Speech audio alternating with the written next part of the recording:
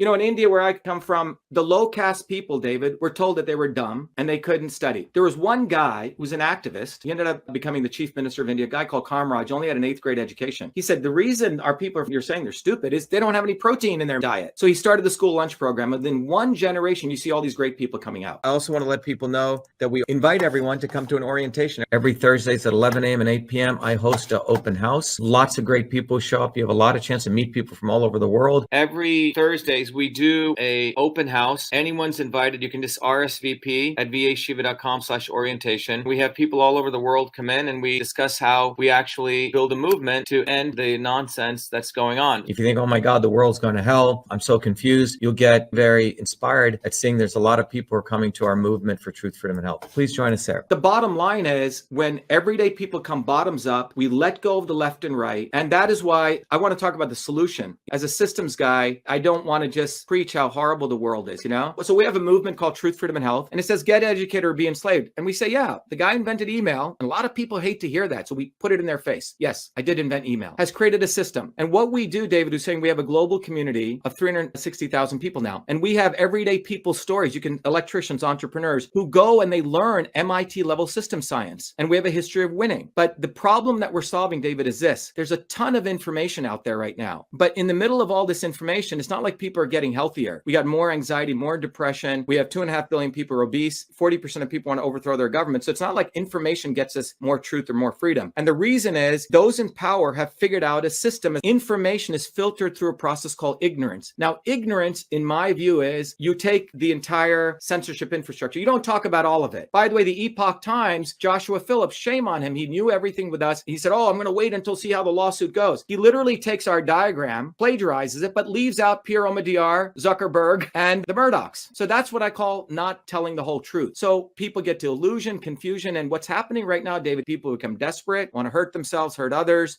or they become complacent. Let me go to the top of a mountain, just meditate, or they get into this left-right bullshit. And this is, in my view, perpetrated not by the obvious establishment, but by a motley swarm of gurus and entertainers and left and right people. Look, I supported Trump, gave him money, but at the end of the day, he was part of this grift. And the only way out of this, in my view, is we have to educate the individual to become their own gurus, their own teachers. They need to be able to understand the science of systems, where you see what we talked about, where you just said, and we talked about genes, David, the interconnections. That gives you wisdom. You get clarity. Now you get active. You want to go talk to your neighbors. You want to innovate. You get organized. But people, as I say on the site here, you have to ask, do you want to let go of the old system? And what we've created, David, is an entire infrastructure. And this infrastructure begins with taking all that knowledge, MIT knowledge, Eastern medicine knowledge, political knowledge, and it's a foundations of systems course. I used to teach this at MIT. We give this as a part of this. We have books. What is a system? What is revolution? We give the scientific paper I wrote back in 2007. Another tool I did in homage to my grandmother was I was able to decipher this systems approach. People can actually understand what kind of system they are, how a food will put you off course, and how you can figure out the right diet for you. You understand how food is a system. We do regular lectures, but most importantly, David, we want people to join a community so they don't feel desperate. There's some very smart people, everyday people. And then we get people on the ground, David, to hand out flyers, go door to door. But we are building an independent movement, David. And that is what bothers them, because the reason they didn't want to cover us, they go, holy shit, he's not in the left and right. Okay. We can't control this guy. If we give views over to him, we're going to become irrelevant. So in 2020, this wasn't covered because one of your points was it was uncomfortable for them to cover them this early. 2, they were going to give us all the credit. And even now, they actually plagiarize our stuff. In basic journalistic ethics, you should reference it, which they don't. But the cool thing is, David, that enough people are getting this, that they're recognizing this left-right nonsense. Right now, here's my prediction. On the censorship network, Elizabeth Warren and Lindsey Graham are getting together to draft a bill. That bill will be under the aegis of child safety, and they're going to legalize that illegal portal. They did this in 2010 when government was using telecommunications companies to do warrantless wiretapping of U.S. citizens. It was illegal. There was a class action suit being done. The Congress retroactively passed a law to protect all those telco companies. So that's what I believe is going to happen. And it's going to be under they'll always bring up safety, child safety, child safety. So that's one development. The other development that's going to happen is you're going to see people like Tulsi Gabbard, the next one that they have in line, the next sort of neo-Trump, okay? They're going to keep pulling these people people out of the woodworks to keep people engaged in outsourcing their stuff to false gods versus the individual becoming their own liberator, the individual connecting with their neighbors. And that's what we want to do, because I don't think there's any other way. Otherwise, we're just going to be spinning our wheels and complaining.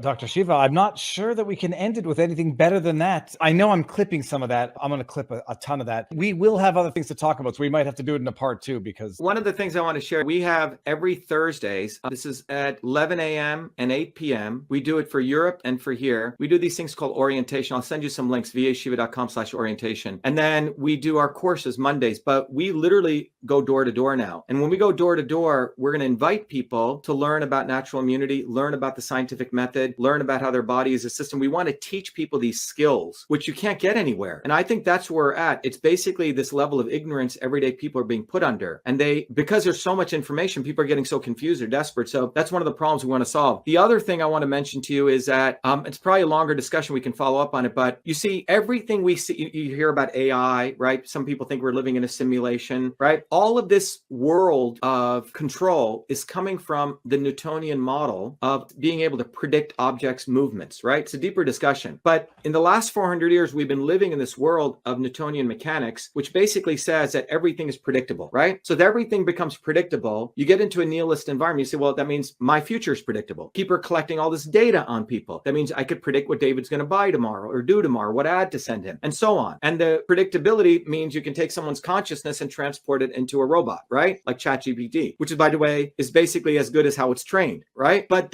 when you really look at the true nature of science, which only got discovered in the late 1950s, most of nature is not predictable, mechanistic. It's actually unpredictable. Most of nature is unpredictable, and order actually comes out of disorder. And it's a very interesting concept, which is what most of science really is, but no one wants to talk about this, which means an individual's thoughts, how we do on an individual level, can have profound impact on a larger, chaotic systems. There's some very profound understandings that came out, and the guy who brought this up won the Nobel Prize in Physics in 1957. But most of the academics do not want to talk about this because they want a mechanistic description of the world, predictability, because then you're basically telling people that you're predictable. You're not a human being. So that's why we say truth, freedom, and health is really the opposition to power, profit, and control.